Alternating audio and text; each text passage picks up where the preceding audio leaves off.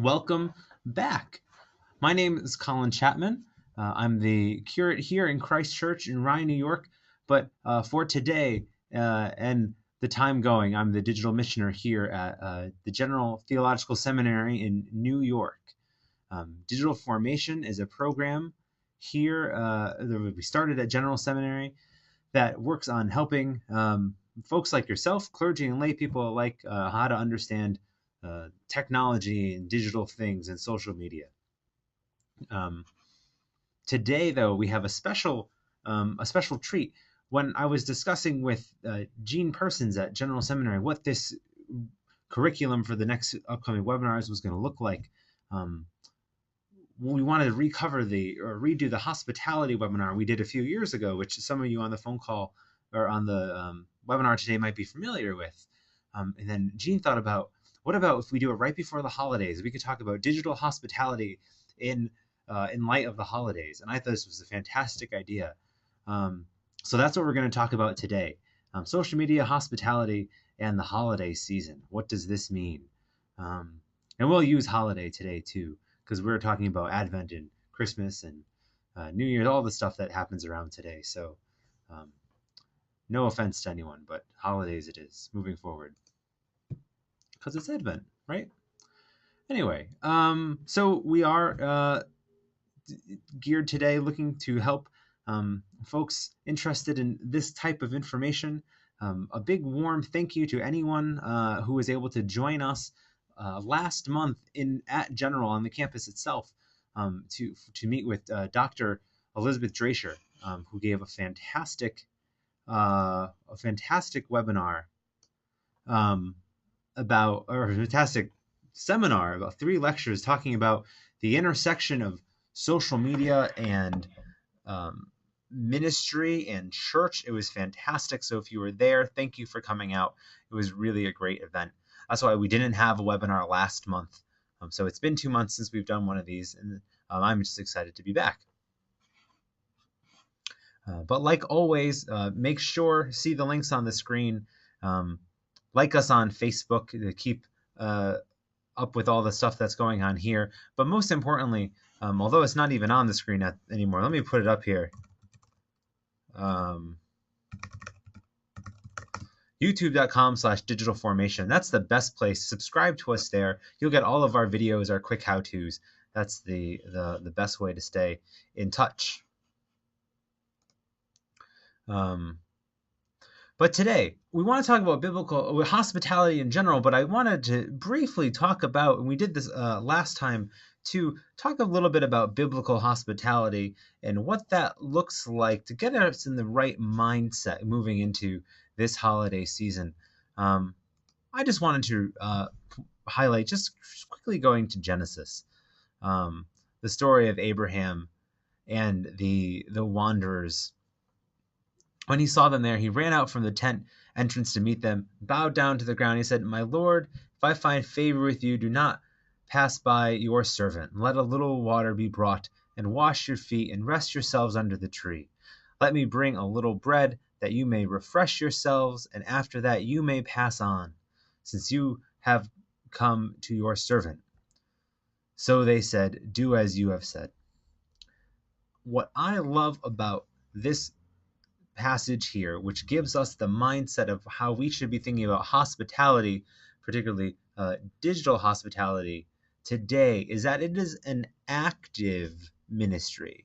It's not simply opening our arms ready to give a hug, but it's actually walking out to those who come by our doors and embracing them.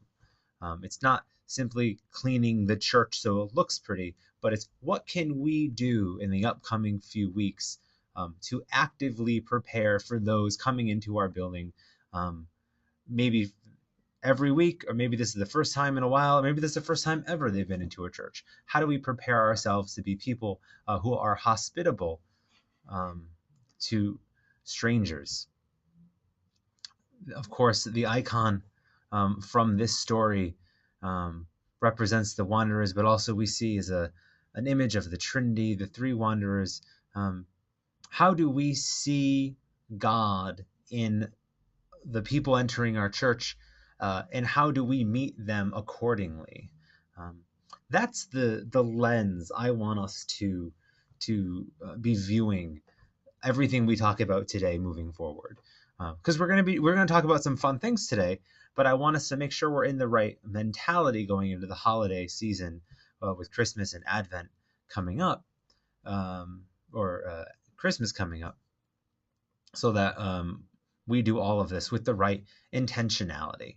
Because all of this can be done for the sake of just doing, but once we see what we're doing online truly as an outreach of our own ministry of hospitality, everything becomes just a little bit more important, a little bit more real and tangible, and we start to experience the incarnation in those who we meet digitally. So that's the preface I want us to hold on to today. Um, so we bring that forward now into 2013, into our own churches. Everyone here present today, hopefully, is involved in a church. Maybe you're a church leader. Maybe you're a layperson or a clergy, whatever it may be. Everything we talk about today is going to be in the context of a parish.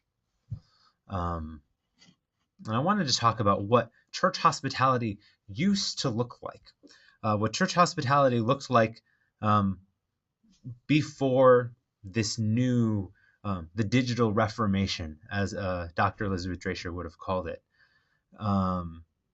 But when we used to invite, how did we used to do that?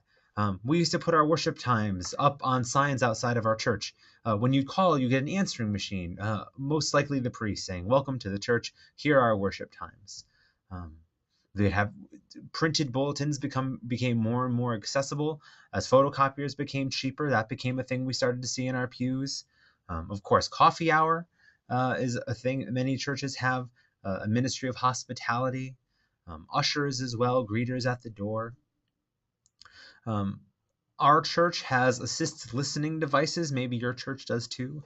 I know they're not inexpensive, but some churches have a few of those for the hard of hearing. And then for the longest time, clergy used to print out and mail sermons to those who could not get to the church on a Sunday. So the church has already been very active in ways we practice hospitality to our parishioners and to our newcomers.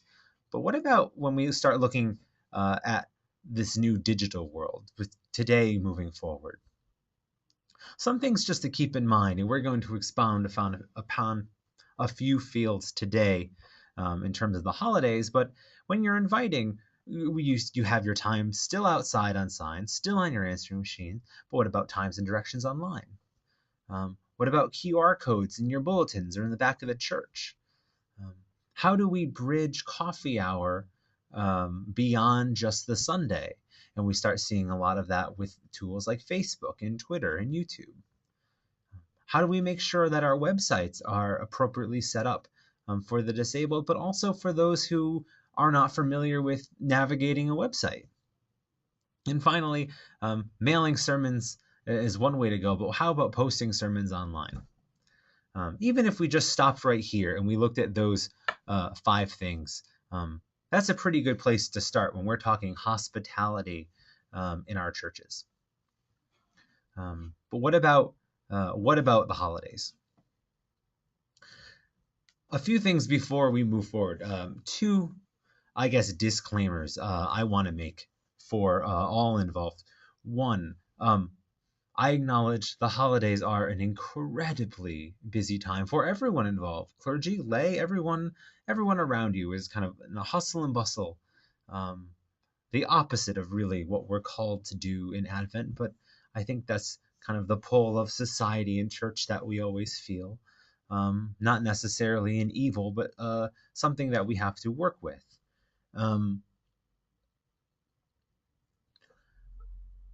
All the things that I mentioned moving forward, I'll acknowledge that they do require a little bit more time.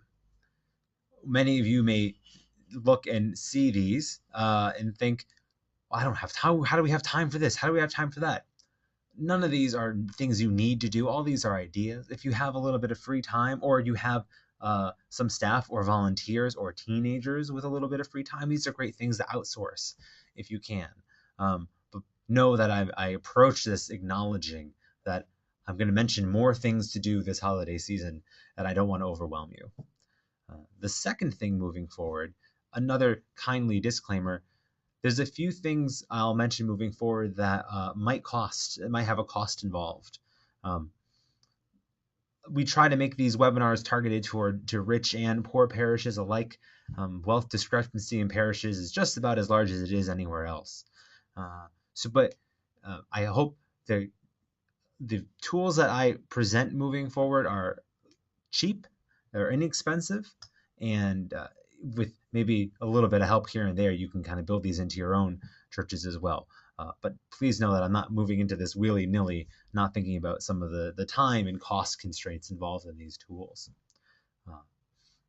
Before we move forward, this is a good time to mention, if you haven't joined us for a webinar before, on the bottom right in the GoToWebinar thing that you have, there's a question box.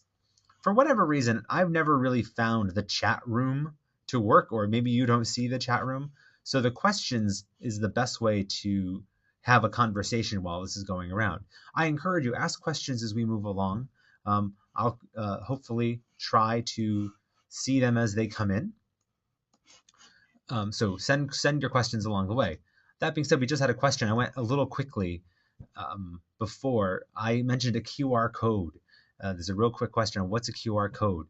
Quick question, not necessarily a quick answer, but I can tell you, Lorraine, you've probably seen a QR code out there. It's a little black box with kind of bits here. I'll even pull one up on the screen. Here's a tangent. I apologize, but this is a good place. Here, this is a QR code. Lorraine, I know I've shown this on the screen. You go, oh, that's what that is. Phones read QR codes. It's a great way, if you have a lot of information you want to relay, to view them. And I think, hopefully, there is yes, if you go to youtube.com/digitalformation, Lorraine, we have a webinar from last year on what QR codes are, how to use them in your ministry as well. There you go. Fantastic. Moving forward, please don't hesitate to ask any questions throughout the way. That's what makes this webinar format much more interesting than me just sitting in front of the computer recording for an hour and posting online. This live piece is so much more interesting.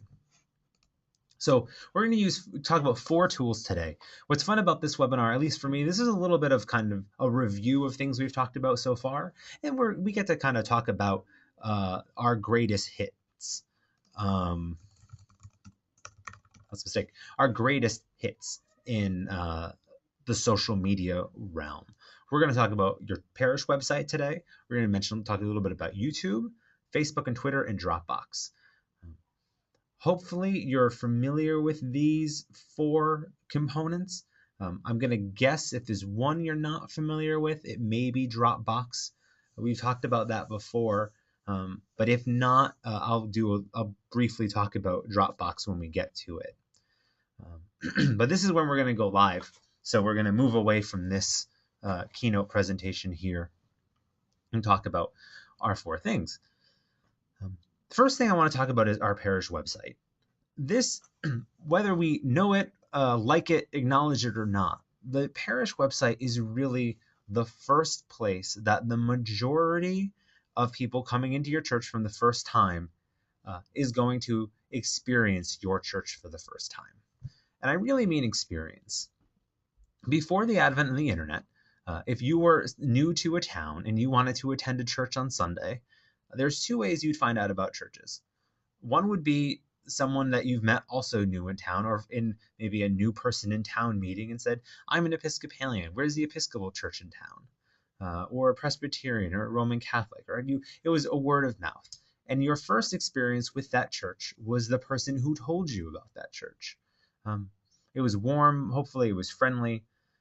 The other way we experienced we find churches for the first time were phone books. We'd open up the phone book, we'd get the number. there wasn't much of a church to experience because all churches were equal. They were just lines in a phone book. With the internet, though, experiencing a church for the first time is now a dynamic experience. One church experience can look dramatically different from another church experience before even walking into a door. That's why a church website is so important. Um, if you don't have a church website, it's probably time to start looking into one with pretty good priority. If your church website is out of date visually, it may be time for a refresh. If your church website is out of date in terms of content, if you're still talking about your Lenten series from 2012, I'd say it's time to take the website down until you can fix it. My rule of thumb is that no website is better than an out-of-date website, because then it just looks like maybe you don't have a website. But an out-of-date website looks like you drive by a church and the grass hasn't been mowed and the shutters are falling off. This is not a good first impression. But the website is the first way someone's going to experience your church. If they're new in town or they're visiting, they're going to visit your church website when looking for information for the holiday services. This is where our website comes in. One thing to note, I should have mentioned a little earlier, when we talk about hospitality, our biblical hospitality is one shade that comes into our focus today, to talk about this as an active hospitality. The other way I want us to look at hospitality today in terms of the internet is all of these tools make life easier for someone seeking. We're working under the impression that whoever is the recipient of our hospitality is experiencing some kind of discomfort. Whether it's someone entering your church for the first time, they're uncomfortable doing so. If this is someone who hasn't been to your church in a while, it's uncomfortable doing so. If this is someone who's shut away in a nursing home or can't get out of their house, they're experiencing a physical discomfort. It may be an emotional discomfort not being home. All of this active hospitality that we're doing today, this is a way to help ease some of that discomfort. So all the tools that we're going to run down are ways to make the church experience, or maybe the not being at church experience, more comfortable. So when we look at websites, and pardon me for using my own church website, it's easier to use than someone else's because I know it. I'm not kind of tooting our own horn. Ours is certainly not the best website out there, but I think it's pretty adequate in terms of church websites go. This is our church website in Christchurch, Rye, New York. Beautiful little place. If you haven't been, please come and say hi. But I can't emphasize enough that the most important thing that your church website should have on it this holiday season are the Christmas hours. People are going to come to your website looking, when do I come to your church? They want to see hours right away, front and center. Make sure they're up at the top of the page. The way our church website works is very much like a blog, which is the easiest way for our church website to look like it's current. All of our sermons are posted the day of, and they're up there right away. So no matter what, our website only looks a week old. Every week we're mowing the lawn, essentially. So up here we have this post listing our our Christmas Eve and December services. If you scroll down, we talk about our newsletter. We have our Advent calendar here. You can click, and that will bring our Advent calendar. So we try to make it pretty easy to put our hours up here. Really, I should put a quick link over here to that same Advent calendar, so people coming to look can just see it over here. Things I don't love about this website: it's very text heavy. It's not graphically friendly, so you do have to do a lot of reading, particularly over here. But it's better than nothing, I think. But down over here, I have the Christmas services as well. So as this more news comes by and this moves down the page, this is always going to be front and center. So make sure your hours for your church, for both your church Sunday services, but also your Christmas services, are up on your page. Now, what about directions? What if I've never been to your church before? One feature I particularly like about this website here is right on the top, I can click this map, and it's going to bring me right to Google Maps.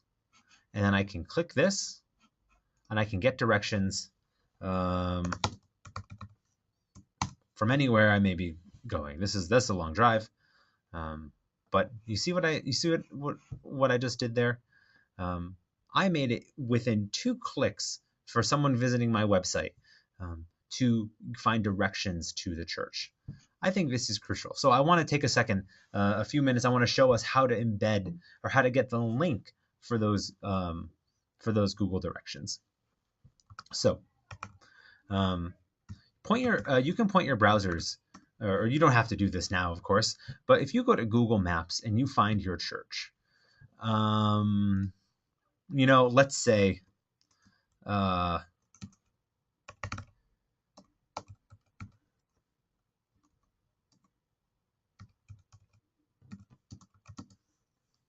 oops, typos galore. That's okay. So let's say, hey, if you're working at the Cathedral of St. John the Divine, you have more things to concern yourself about, directions to your website, but this is just a fun way to play around. So you load in your church here, and you find it on Google Maps, and you click it, and this image pops up. We can talk, there should be some more time later about making sure you manage what information Google has on your church, but that's another story. When you click that, this pops up here, you click directions, and over here on the left-hand side, this is going to be blank, and in B, you're going to have the address of your church. Up here, there's a little link. If you click that, you're going to get a link to your location in Google Maps. That's what this is right here. You can email that, or you can simply copy that text. Let's try that again.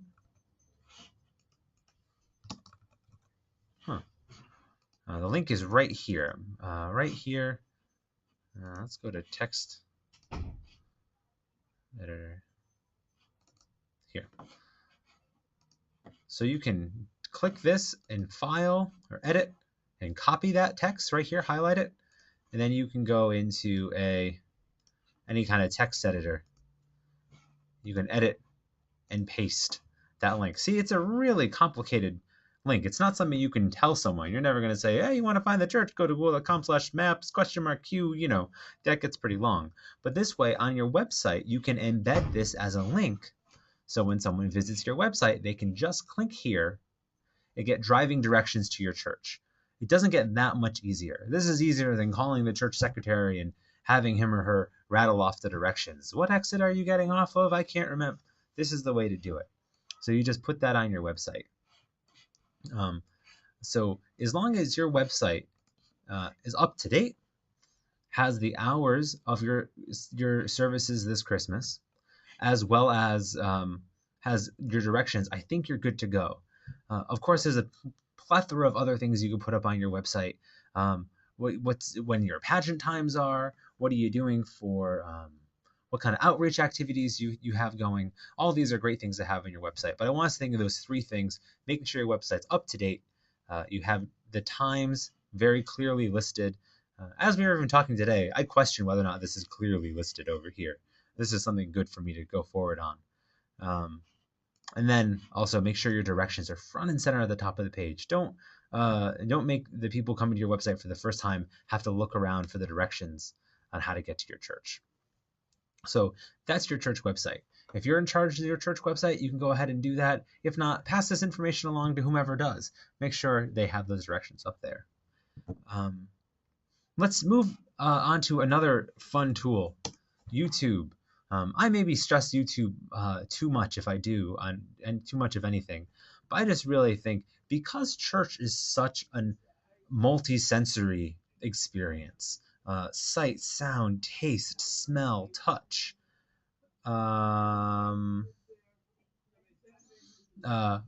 This good question just came in. I want to come back to it.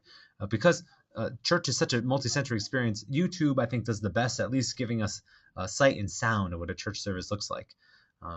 Once maybe YouTube will have a smell tube for incense later on, but until then, this is the best way to get the best idea what's happening at our services, how to see and hear. Um, but again, one of the difficulties, one of the boundaries getting into YouTube is cost. We're very fortunate in our church to have a video system where we record our sermons. It's a little older. It's not certainly not the highest quality, but but we have it. How do you, as a church, also kind of start getting sermons and whatnot on YouTube? And how does this even relate to hospitality? I think about the folks who can't make it to church on um, for Christmas for a plethora of reasons. Maybe they are in a nursing home. Maybe they're in the hospital. Maybe they really want to get to church and they can't because they're too busy. And sometimes we may fault them for that, but at the same time, they're searching and they're hunting and they're just really hungry for what you're offering, and they just can't make that leap. It's important to your church's ministry, to your church's mission, to get your message out there. Posting sermons, posting the text is a great idea, posting the audio, but what about the video? What if we wanted to record the video of our Christmas service, the video of our Christmas sermon, or even the nursery school pageant? How do we do all this cheaply? I wanted to point out two little tools that are out there. I think for about $25 you can buy these. And you can start moving on your way from having nothing to having at least some kind of recording of your services. This is not going to look like a Hollywood studio, but I think for the purposes of what we're doing, I think it's a good start. I have two links. I'll put them in the show notes that go up on YouTube after this. Both of these are searchable. But I wanted to load up two tools that you can pick up on Amazon that I wanted to highlight. One is a tripod, $15 tripod, real basic, pretty good reviewed. You're not looking at going outside or hunting or getting photography in the Serengeti. This is really just a simple tool for you to mount a camera. And the other tool that's out there, many people don't even know this exists, for $6 on Amazon, you can get this cell phone tripod mount. It just goes into your standard, the mount that's over here in a tripod. And what it does, it lets you use your iPhone or your Android phone to record the sermon. All it is this little piece, screws in on the top of here, and for $25, you have yourself a little camera that you can set up during your service. You can rope in a teen, you can rope in a volunteer, whomever. You just have to push play. The audio is not going to be fantastic. The video is not going to be fantastic, but it's certainly better than nothing. And I can tell you that effort that your church is making to bring that the essence of the service, or certainly the visual and audio of your service, out of the building around to the web to people who can see it, is really going to go a long way. Someone who's stuck in can't make it to your Christmas service, who gets to watch your Christmas sermon the next day or the next week after, isn't going to mind that it's not the highest quality. They're just going to love that they had a chance to be there in person. So if it works for you, $25, you can start recording these things. And then you can put them up on YouTube and share your YouTube link. Not only is this hospitable, but then you can put on your YouTube, and your church looks quite modern and quite attractive to new people who are looking to come into the church. So that's something to look at. Now, I mentioned that time disclaimer earlier in the webinar today. How are we going to do this? Where's all this time going to come from? A lot of churches have a hard time, not a lot. Some churches have a hard time engaging youth. How do we reach out to our youth? The things that we're talking about today, recording videos on iPhones or Android phones, putting them up on YouTube, these are the skill sets that a lot of your teenagers already know how to use.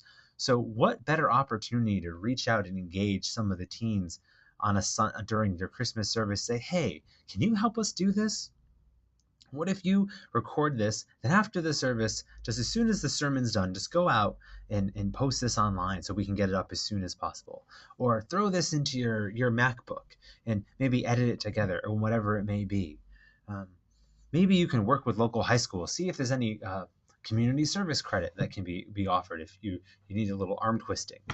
Um, but this is a fantastic way that we can start engaging our teens in a different way too, is now that we're starting to talk a language that they're very much natives of, we can ask them to participate in the church almost as a gateway to let them become more active in other regions of the church as well.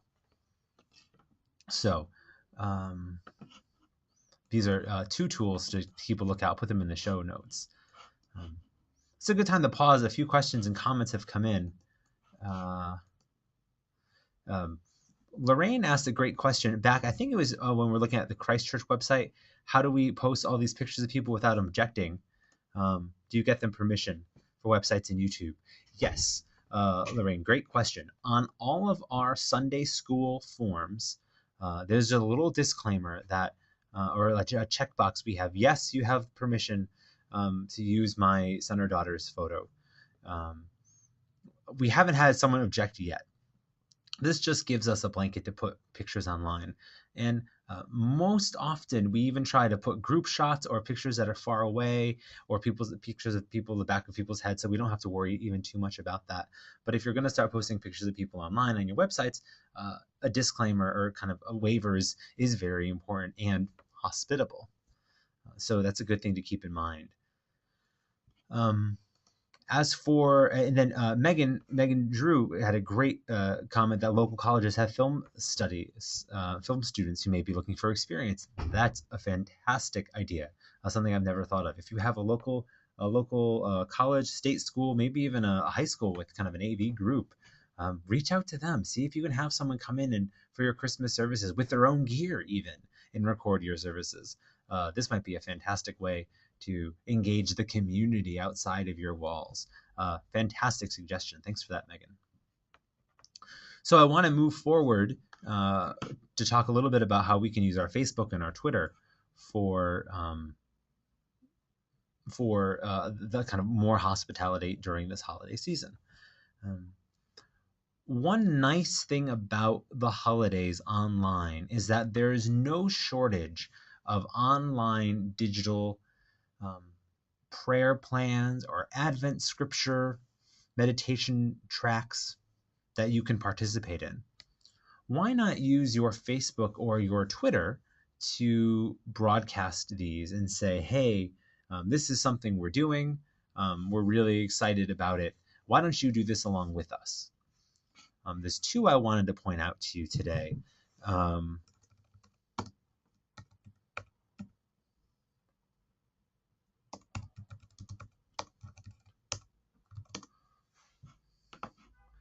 Credo just released a fantastic Advent series from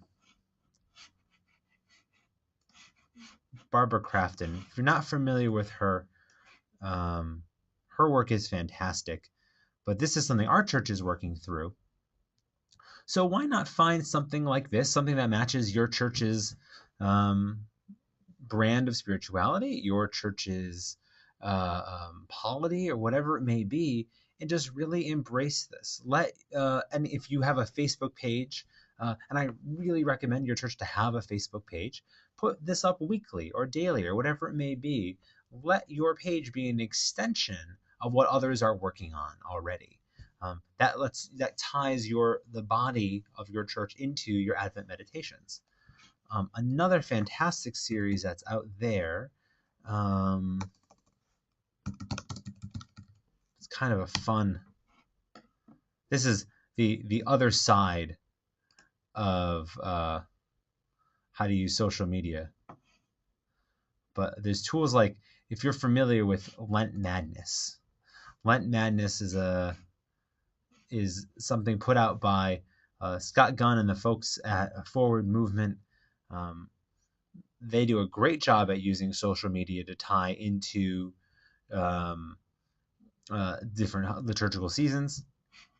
But you see they had a Cyber Monday post on their own brackets.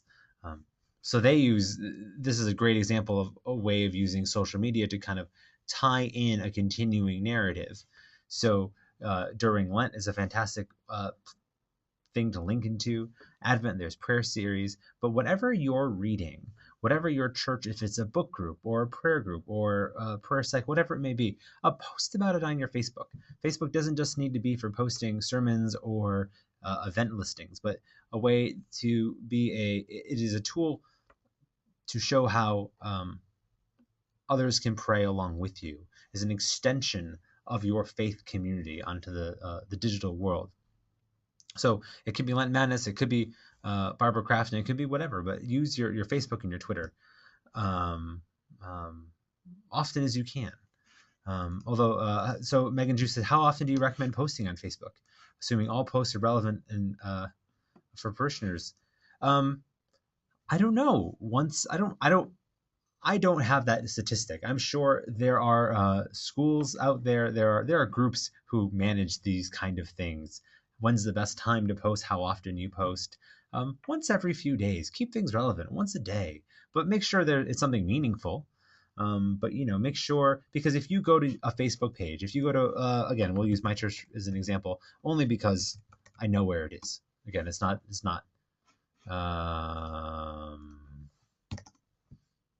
So if you go to facebook.com/ccryanY, you see our church and you see that here's a link to our Christmas services.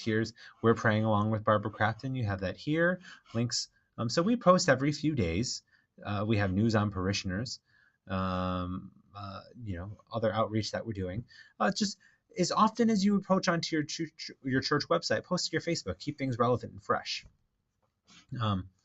Lorraine also suggested having some Advent devotionals for youth online. That's a great way to use your Facebook and your Twitter. Although the best part about that is getting your youth to engage in your Facebook and Twitter as well. I'll tell you, one of the challenges is great to have a Facebook presence. Most youths aren't going to their church's Facebook. Was one of the first things they do when they check in on their Facebook.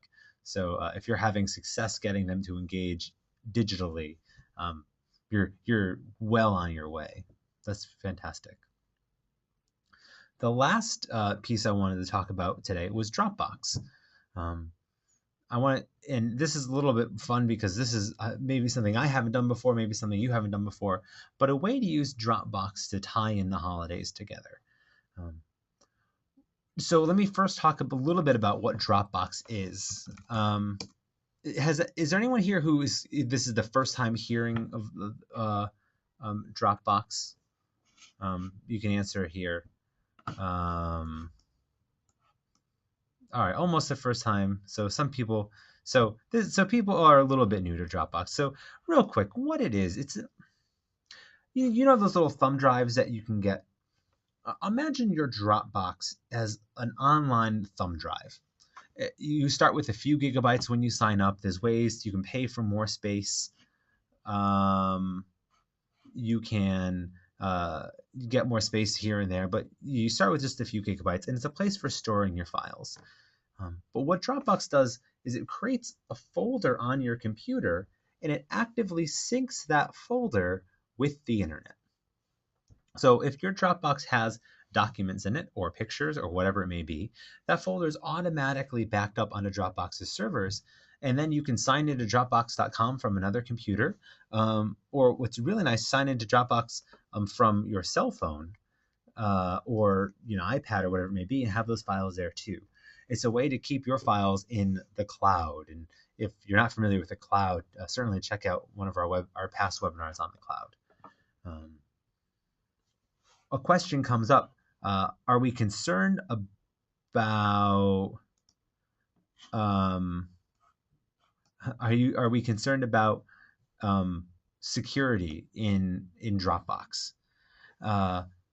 That's a good question, and I think security online is always a question that we ask. I'm not too nervous about my Dropbox security because most of the time, and you're going to see in a second, I don't have it set up now. I recommend using what's called two-factor authentication. big word there, two-factor authentication for Dropbox. That means whenever you sign into Dropbox, it requires your cell phone to be on you, and it's going to send your cell phone a code that you then have to enter in as well. So you need to be present, your password needs to be present, and your phone needs to be present. It makes it very hard to kind of hack into Dropbox. Um, uh, I there's a concern that we're concerned that Lorraine says Dropbox was leaky. I'm pretty confident with Dropbox. I'll be honest. I now use most of my cloud backup storage is done through Google Drive, just because that's more of the ecosystem that I'm in now. But Dropbox is, I've always felt pretty secure for most things. I maybe wouldn't put your tax records on it, but for documents and pictures and whatever, I think it's plenty safe. But what's nice about Dropbox is that unlike that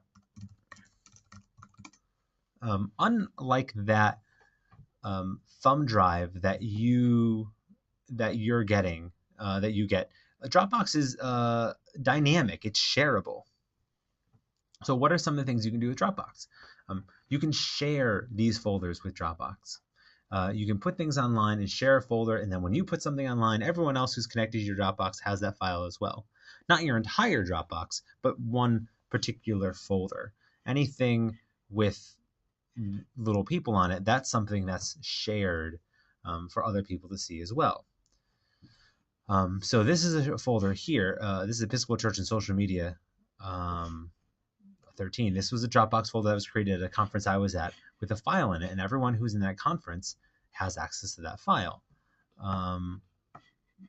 This here is a folder that my colleague Joseph Matthews and I used last year, 2 years ago, when we were doing digital formation together.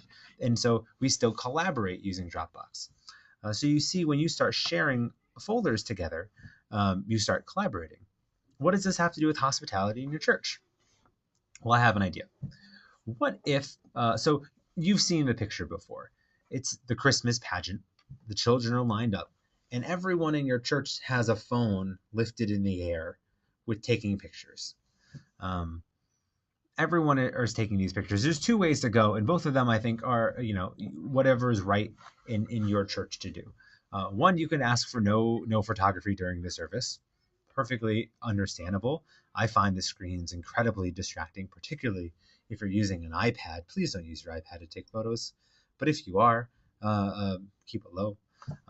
Incredibly distracting. So I can understand if you're a rector of a church or whatever, you say no photography. But what if you do allow photography? How can you make this a slightly more fun, social, engaging experience? And what if you send out a link to all of your Sunday, all your Christmas pageant participant parents, and said, hey, here's a Dropbox folder. When you're done, why don't you take some of your favorite Dropbox pictures, throw them into this folder, and share them with the other Sunday school parents? So what you can do with Dropbox, I'm going to show you this first and then explain a little bit more, because I know safety is going to come up and privacy is going to come up as a concern about this. But I can tell you that I think this is going to be pretty safe and fun and not something you have to worry too much about. In your Dropbox, you can create a new folder.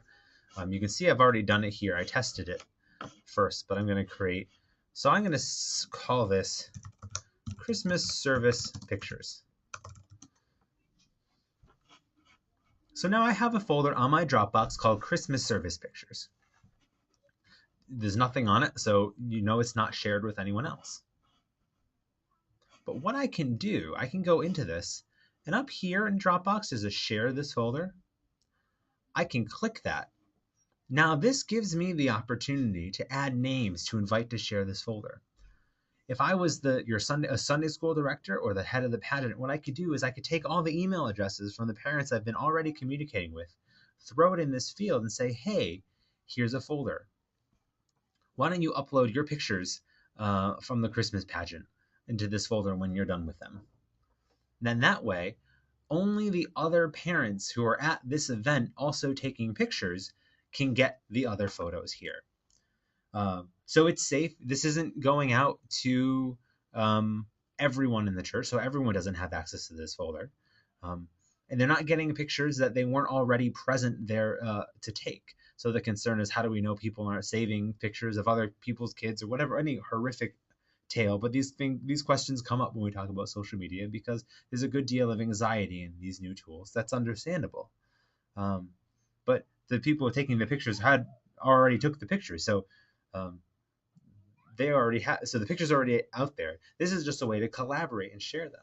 So if you took some good photos and the person on the other side of the church took good photos, at the end of the day, this folder might have 250 really good photos in there that you can share and collaborate with. Um, so you then just click share folder. I'm going to share it with myself. Share this folder. Now, when I go back into my Dropbox, you see here, Christmas service pictures is now shared. So anyone with that email address now has access to those folders or pictures. Now, you can think about other ways you can use Dropbox to engage your parish. This is great for Bible studies. If you have a Bible study that you need to share information with, if you have a choir, you need to share music. Dropbox can be used in a plethora of ways, but this is just one way that you can create a way for your parents and your Sunday school pageant to be a little more engaged and sharing those photos and be hospitable in creating this environment of easy photography sharing.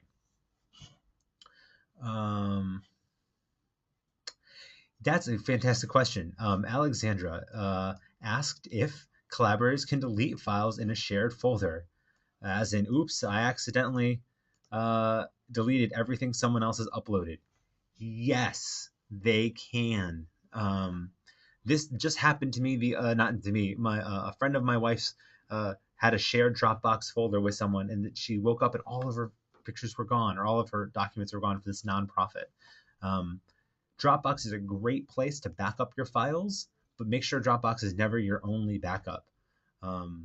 So if you have those pictures, make sure you save them somewhere else. So, yep, an Achilles heel of this tool could be that some unexpected parent can go and delete all the photos and ruin everyone's Christmas, but hopefully they have a backup of those photos. Dropbox should never be the only location for those things, but I'm glad you brought that up, Alexandra. Thank you. So that's Dropbox. Sue Thompson a few minutes ago asked, what about Twitter, when we were talking about Facebook and Twitter? You got me. That was a little bit of a cop-out on my part. I see the ways I was talking about using Facebook as a way to kind of share and relay your church's information. Very much the same way I would use Twitter in that instance. But you asked, how do we kind of summarize Advent into 140 characters? Great question. One really interesting challenge is the challenge for all preachers, really, is can you condense your sermon into 140 characters, which is a really good tool if you're preaching. If you can't summarize what you just said the last 13 minutes in 140 characters, maybe you need that to be a little tighter before the sermon's given. But so that's one way to do it. You can if you have someone who is really engaged in your church and Twitter and social media, have them post a daily tweet about something, maybe the Advent reading of the day or whatever it may be. There's ways to use Twitter for sure, but it would involve someone who can kind of engage daily. The nice thing about Facebook, that I find the nice thing about Facebook for church online, is that it's a little bit more permanent than Twitter. Twitter is a stream. You throw something out there and it zips by, and if you missed it, it's gone. So that's something to keep in mind with Twitter. But that's a great question. So now we have a few minutes left before we wrap this up. I thank everyone for being part of the call. So if you have any questions, throw them up on the question site, and we'll take them as they come in. Mary Jane asks, is Dropbox free? If not, what about storage capacity and cost? Dropbox is free for, gosh, forgive me for not knowing this anymore. I think, you see my Dropbox, I have 15 gigabytes because there's Dropbox every now and then allows you to great get more space as time goes on. But I'm trying to see. I think Dropbox starts at 2 gigabytes, if I'm not mistaken now. Can anyone...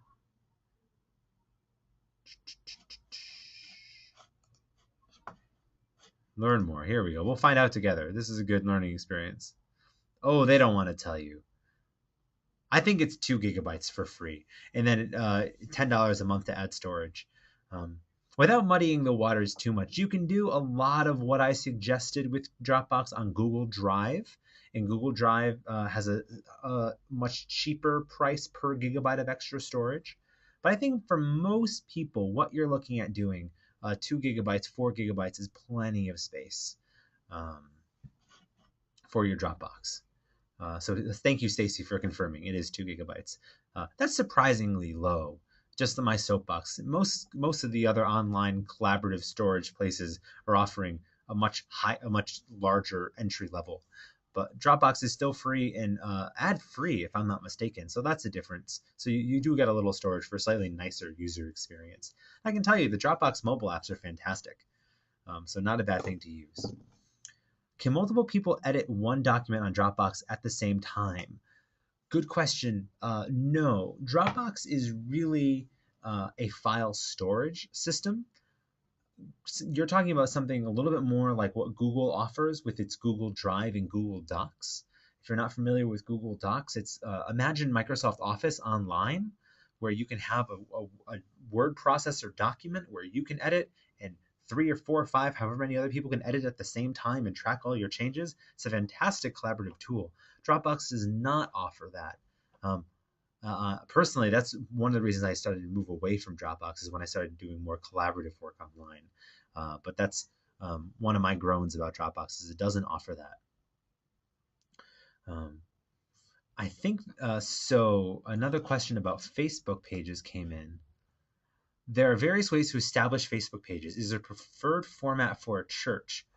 Yes, that's a great question, Sue. You're right. When you set up a Facebook page, real quick, there are Facebook pages and there are Facebook groups and there are Facebook profiles. I hope I didn't just completely knock down a wall of uncertainty just now. But every person has a Facebook profile. Those are over here. There are now Facebook groups and Facebook pages. Groups are for your altar guild, for groups of people. Your altar guild, a board game club, a local community club. Those will have groups. Your church wants a page. And Sue, I think what you're asking me about is when you start a Facebook page, there's an option. I think there's 6 or 7 or 8 different options for what kind of page. Is it a page for a business? Is this page for a movie theater? Is it a page for whatever it may be? There's a nonprofits section or like a causes. I think it's like causes section. That's what you don't want. Even though we see our churches as causes, there's like businesses, and under businesses there's churches, but there's a causes one that actually limits what you can do with your page and to a degree. So move that over to the side. You don't want that. We're creating a Facebook page. It's under, I think, businesses and organizations, religious services, church, I think is how it breaks down. But really good question. Robin suggests going back to Dropbox, that if you refer a friend, they give you 50 megabytes free. That's how I've received all my free space with Dropbox. So if you refer a friend, you get 50 megabytes. If you have a .edu address using Dropbox, if you're a student at an institution or taking continuing ed classes, Dropbox will double all of your space for free. So you start with 4 gigabytes, and then for every friend you refer, you get a gigabyte free. Not a bad move, and that's a permanent increase as well. Any more questions? That's great. So ultimately, everything that we've talked together today is under the lens of hospitality. Things that we can do as purveyors, as users of these tools, to make the entry level into our churches more comfortable, more hospitable, easier. It's not always easy coming to church. And there's little things that we can do here and there to make things a little bit more interesting, a little bit simpler, a little more fun, a little more engaging. And that creates an environment of hospitality. But ultimately, we've talked about some kind of fun things. Maybe you may think that some trivial things. No matter what we've done here, with our websites, our YouTube, or Facebook, or Dropbox, we're creating a sense of community, ultimately. And what else is the church if not the community, the body of Christ? If you can use these tools, these free little digital tools here and there, to strengthen and enrich the community in your church, why not use them? That's kind of where I stand on these things. I know sometimes when I'm uploading sermons to YouTube, whatever, I think I can't believe I'm using YouTube at a church, but that's what we're doing. And I think it's really exciting that we get to use these tools in this environment. And the frontier is still really new as well. So that's that. Thank you so much for joining us. Keep an eye out at gts.edu/digitalformation. Sign up for our future webinars. The same page. You'll see that next month, January 16th, something I've been looking forward to doing is a new webinar. We didn't do this one last year. 5 ways to get the message out. We're going to talk about having a 5-point communication structure for how to not just get the message out, the gospel message, but get the message about what your church is doing. So we're going to talk about things like newsletters and Facebook and Twitter and YouTube. A lot of the stuff that we talked about today, but kind of maybe a new way that you haven't thought of this before. So if you haven't registered, please do join us then. Thank you so much for taking your time. Visit youtube.com/digitalformation to see all of our past updates. We have a new short coming up on how to use Doodle to manage your church groups. Pretty exciting there as well. Thank you. Again, I'm Colin Chapman. Thanks for joining us. It's been a great time, and we'll see you again real soon. God bless, and have a blessed Easter. Have a blessed Advent and Christmas. Bye.